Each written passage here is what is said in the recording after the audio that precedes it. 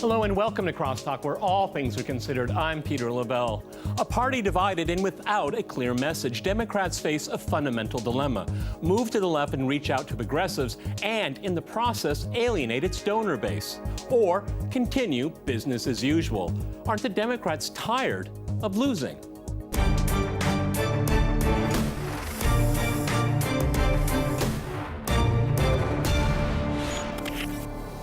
Cross-talking the Democrats, I'm joined by my guest Lionel in New York. He is a legal analyst and a news decoder at LionelMedia.com. In Miami, we have Tim Canova. He is a law professor as well as a candidate for the U.S. House of Representatives in Florida's 23rd Congressional District. And in Los Angeles, we have Ron Placone. He's a comedian, a frequent guest on The Jimmy Dore Show and The Young Turks, as well as host of his own streaming show, Get Your News On with Ron. All right, gentlemen, crosstalk rules in effect. That means you can jump in anytime you want, and I always appreciate it. Tim, let me go to you because I think you're for going on a noble task in running for Congress as a Democrat here.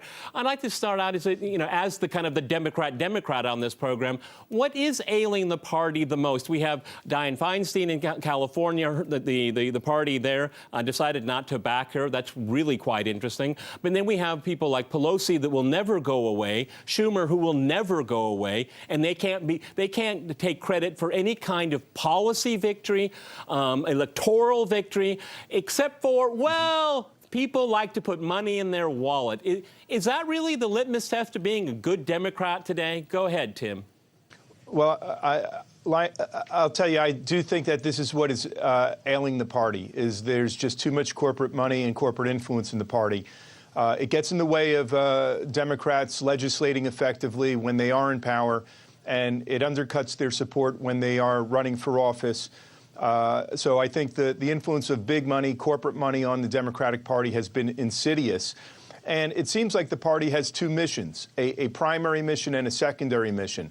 The primary mission is literally to prevent progressives from prevailing in primaries, from being the Democratic candidates in November. The secondary mission is to defeat Republicans in November if they can, but it's only secondary. The most important objective for this party establishment is to make sure it remains a corporate-dominated party, and that, unfortunately, U.S. policies across the board reflect those corporate agendas. That's why we have Ron on the program here. You know, the Republicans love corporate money in Wall Street, too, so let's get that over with, okay? But we got Ron here, and Ron is the progressive. That is true. I watch Ron on the Jimmy Dore all the time. I suggest our viewers do that. Fantastic stuff here. And Ron is part of the cadre that will not let the corporatists continue as business as usual. Ron, in Los Angeles. Well, I don't know how much I can do just as an individual. But, yeah, I mean, I think Tim summed it up perfectly.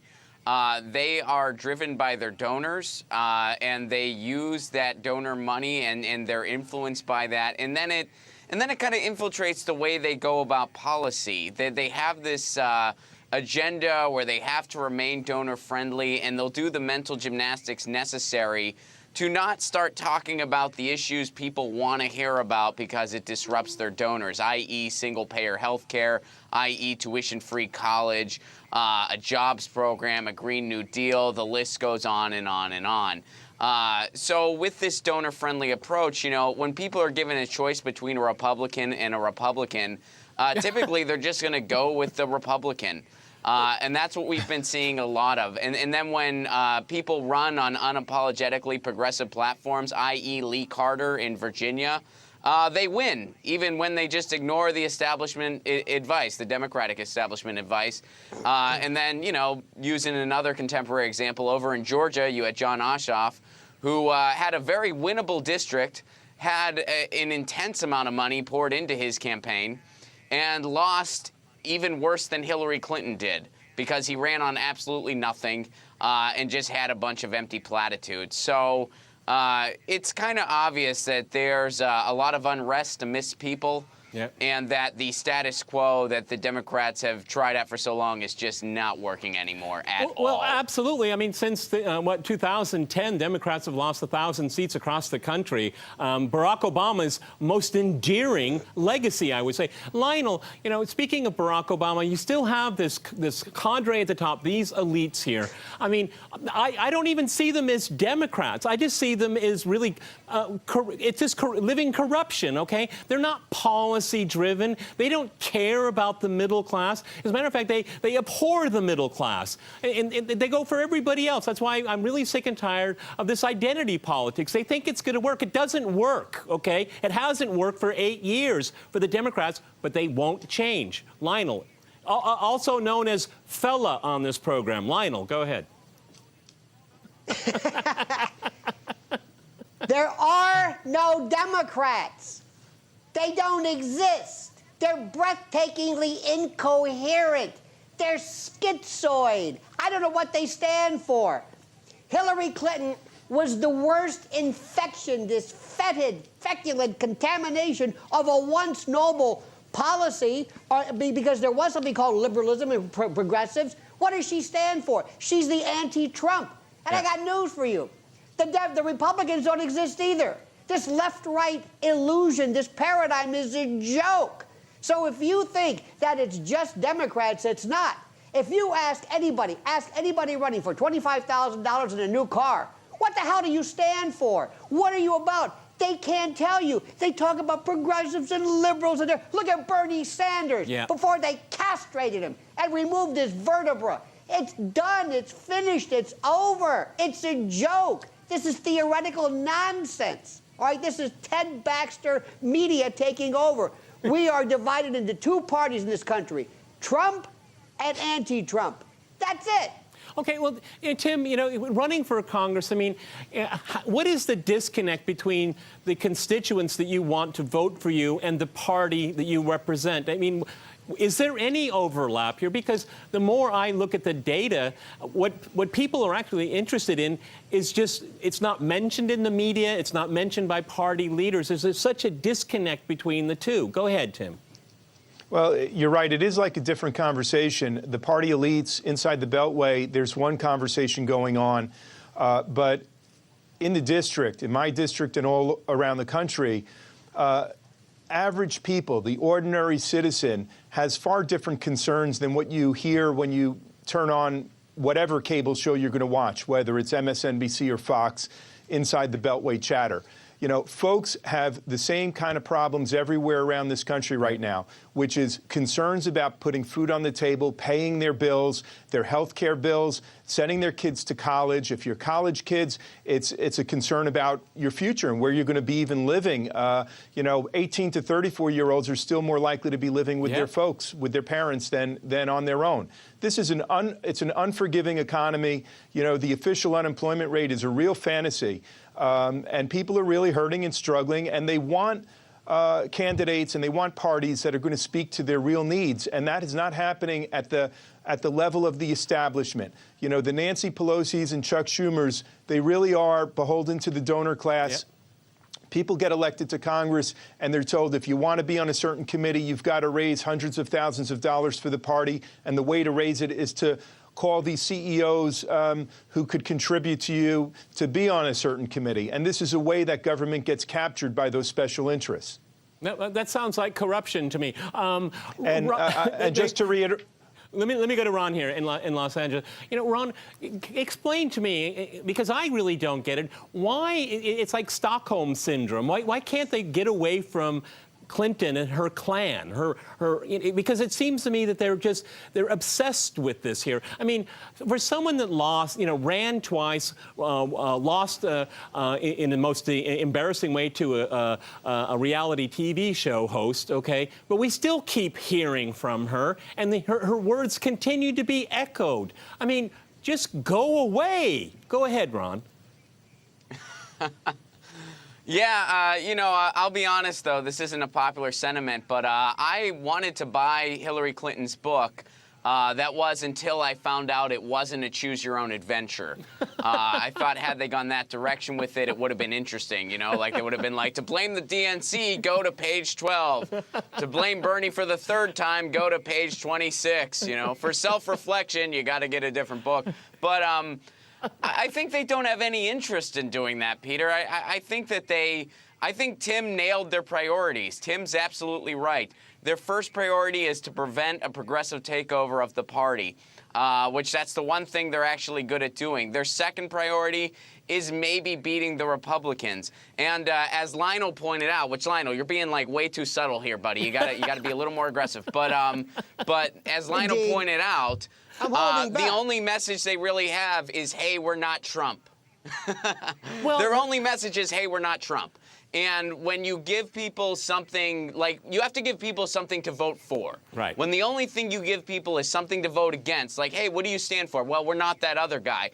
I wouldn't do that in comedy. Like no other job would people do that. Like I wouldn't be like, hey, I'm a comedian. Oh, what's your comedy like? Maybe I want to come see you. Well, do you like Carrot Top? I'm not a big Carrot Top fan. Well, I'm not Carrot Top. I'm totally not Carrot Top, and that was just the first comedian that popped into my head. No offense to Carrot Top, that's not a good reason. No one else does that in any other job. You say what you're for. Exactly. Lionel, jump in there. I mean, but this hatred of Trump by the Democrats, it seems to me that it's just bouncing the rubble. I mean, people have already decided one way or another. They like the president or they don't. They have had for a long time. OK, the Democrats constantly going after his personality, which I don't like sometimes. OK, but I'm interested in policy. Policy, not personal attacks. And that's all the Democrats have in their arsenal. Go ahead, Lionel. I'm going to give them some advice, and because I'm neither. I'm apolitical and a political atheist, and I think it's just a joke. But if I had to advise them, pick 3 things, very simple concepts. I don't care what they are. Just pick something. And if you don't believe in it, lie. Just tell people 3 simple things. I want to make America safer. I want to return jobs and health care. I don't care. More protein in your diet. Just say something. Because what have we heard so far? Up till now, we have heard every single day that Hillary Clinton threw what happened. Or as Desi Arnaz would say, what happened?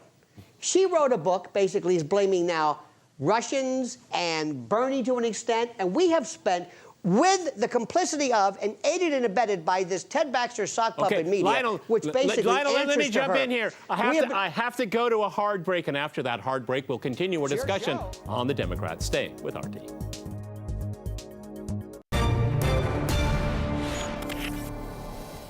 Welcome back to CrossTalk, where all things are considered. I'm Peter Lavelle. To remind you, we're discussing the Democrats.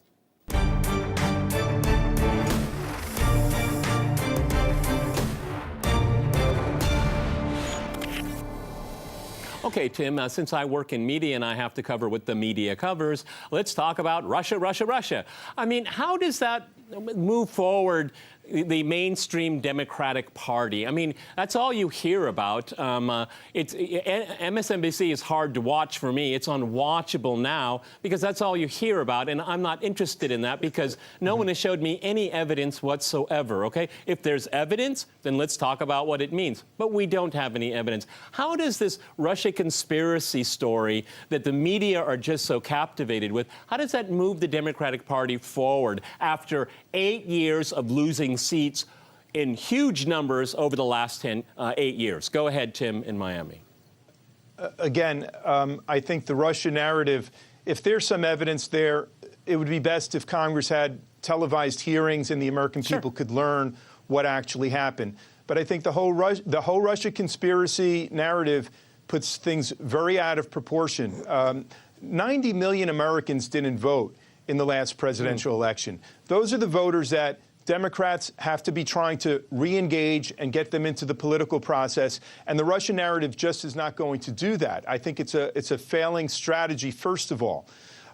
When you take a look at what does the media concentrate on? Fine, they're concentrating a lot on that narrative. What are they missing? What are they not reporting on? I can tell you just here in South Florida, we wanted to verify the votes in our last election when I ran against Debbie Wasserman Schultz in 2016.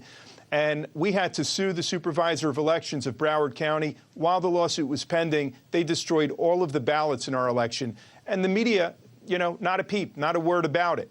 So the media itself here has a lot of corporate priorities, and it's to really prop up a lot of these establishment Democrats, and that's what makes it very frustrating and difficult. I know your story. Why did they destroy those ballots?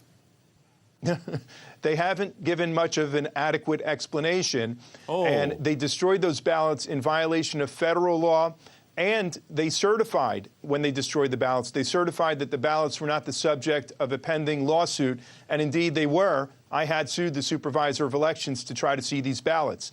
So the whole idea that you need paper ballots to verify the vote, they just ignore that. They ignored federal law. We're waiting to see what the consequences are. We're demanding a federal investigation and calling on the governor to remove the supervisor of elections. And meanwhile, the Democratic Party establishment all throughout Florida has been just amazingly quiet. Yeah. You'd think that they would be concerned when ballots in a Democratic primary are destroyed.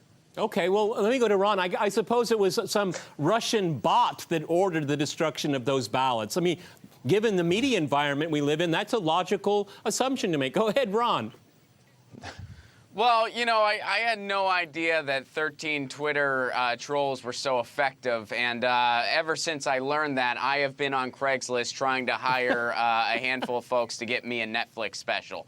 I figured if they can throw an election, certainly they can help me out. But no, I mean, Tim, I'm glad that what Tim's been going through has gotten brought up because, sadly, that's not really a unique story within the Democratic establishment. Tim's not the only person going through this kind of stuff. You mentioned Nancy Pelosi. Her opponent, Stephen Jaffe, kind of got mishandled by the establishment. He's going through something similar, not ballot destruction, but a similar corrupt, for instance. The Nurses Association, when they tried to give single payer to the state of California, the establishment found a way to hijack them. This is sadly a very, very common story, and it's usually aimed at progressives. So getting back to the topic, kind of making it full circle here, by hyper-amplifying the Russian narrative 24/7, which is barely an embellishment of what the corporate media is doing, by the way. I mean, there's been Harvard studies done on this stuff. They talk about it at a minimum about 75% of the time, and most of the public is totally sick of hearing about it. It avoids them from talking about what's really going on in the system. And what's going on is that the system is rigged to the donor class. We have one party, and it's the money party. And it's kind of beyond repair at this point. You know, Lionel, it's interesting. If we look at Tim's experience there and what Ron just said there, it just seems that the forces that threaten democracy are internal. And it seems if we go from Bernie Sanders to Tim's case here, it's systemic, okay? And this is what's really dangerous here. I mean, I've followed Ron for a while now, and I watch his podcasts and all that, and it's really refreshing to hear, kind of a nuts and bolts, straight shooting progressive. I mean, I'm conservative, but I can listen to that. There's a dialogue. Ron and I can have a dialogue. But in the media, I never see that kind of dialogue, and I never see Democrats in dialogue ever. I mean, change the subject, pivot here, pivot there. Never get a straight answer for them. Go ahead, Lionel. If you can't beat Debbie Wasserman Schultz, Yeah. if this cup can't beat Debbie Wasserman Schultz, if my native state of Florida, if you even have to say anything, if you don't say, hi, I'm not Debbie Wasserman Schultz. No pressure on you, Tim. If there's even No pressure on you, Tim. Then Florida deserves... But Florida deserves, and this country deserves. Lionel, may I interrupt? What about her? Wait. What about her history? Go ahead, Tim. Go ahead. Tim, I think you found yourself a new hype campaign man. last time around. Go, one more time, Tim. Go ahead. Yeah, well, nobody even knew who I was. I said we ran a great campaign last time. Nobody even knew who I was when I jumped into the race. We ran for less than 8 months. 90 days before the election, we were down 60 points in the polls, and we almost took her at the finish line. And who knows what the actual outcome was in light of the destruction of all these ballots. We're not sure. That's a closed primary at the end of August What where is only she offering? registered Democrats can vote. Yeah, what? Not much of anything. And, you know, What is she, I do listen. think her days are very much numbered. I think we're good. Well, I suppose, gentlemen, that I don't think so. I think Debbie can say I'm the most investigated congressperson in the current Congress. I mean, I think that might be true, okay? I mean, there's a special jail cell for her, definitely, really. You know, I'll send her oranges. It's Florida, after all. Did anybody read? Go ahead, Peter, Did I've got to anybody say, read Donna I've got to say, Brazil's this book? goes way the problems. Go ahead, Tim. The problems go way beyond Debbie Wasserman Schultz, and the problems go way beyond Debbie Wasserman Schultz. You know, the system itself has so many problems. Just take a look at the present debates about the mass shootings at the schools. You know, most members of the House of Representatives are in safe districts because of gerrymandering. They're either a safe Democrat or a safe Republican. So it allows them to sing to the choir, to their base, without any real discussion between the parties. You decried the fact that there's not real debate, there's not real discussion to arrive at solutions anymore. Well, you know, a Republican can say the problem is all mental health, and the Democrats can say it's only guns, whereas the problem really is a bit of both, and both need to be addressed. And you take a look at what Capitol Hill is doing. They don't hold legislative hearings on these or other issues because they're too busy spending 30 hours a week dialing for dollars, calling up their donors, and trying to raise money to run their campaigns. This is not a legislative branch that legislates in any meaningful way anymore, and it certainly is not representing the people of this country. Okay, Ron, you know, I'm talking to Tim before the program. You know, he said he may be considering running as an independent. You know, Ron, isn't it really time for progressives to reach out to independents? I mean, why don't you just give up on the Democrats? I mean, it's just a swamp. I mean, why don't you guys make that big move? Because I think the country needs it. 90 million people didn't vote. I wonder why, okay? And that's a rhetorical question. Why doesn't it happen, Ron? I mean, I'm with you in the same question, really. I mean, I was at the Convergence Conference where we presented Bernie Sanders with the signatures to start a new party. I wish he would have done it.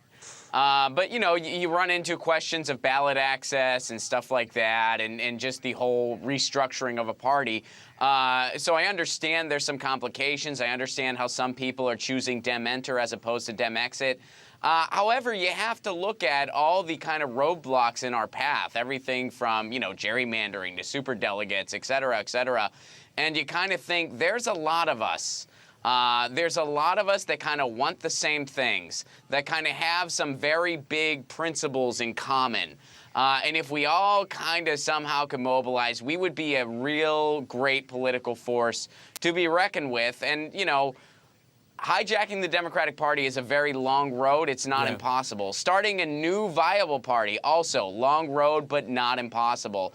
You know, as an individual, I'm more about just policies and movements myself. I don't care what's next to your name. But Ron, if you're for the policies I'm for and you got the right principles, I'll give you a vote, you know? Yeah, but I think that's, Lionel, I think, you know, Ron's onto something because well, maybe it's just, you know, by accident here. I think all of us here are far more interested in policy than personalities. Weigh in on that. Lionel, go ahead.